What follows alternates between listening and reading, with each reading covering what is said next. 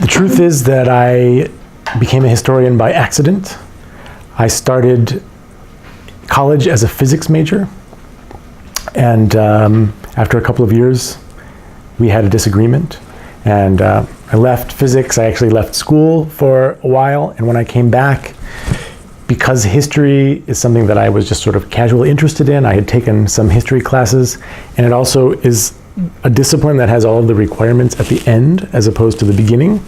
It was something that I could major in and graduate relatively quickly. So that's sort of how it happened.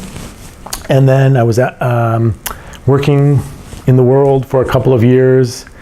Eventually decided that I wanted to go back to graduate school.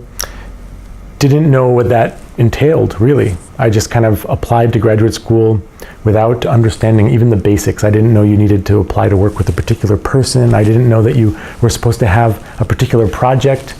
And it just so happened that the person that eventually became my advisor saw my application, was going to do a project that involved doing research in Italy, and he was an Ottoman historian. So he contacted me and proposed that I start doing a joint program in history and Middle Eastern studies.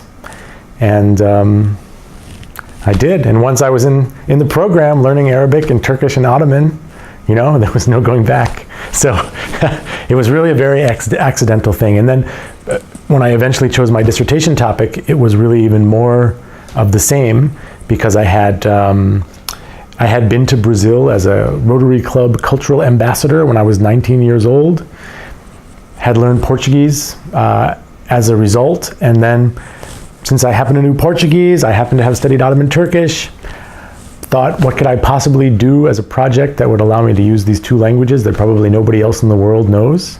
And the Portuguese and the Ottomans in the Indian Ocean was the only thing I could come up with, and so that's how I did it. It was all just a series of unforeseen circumstances.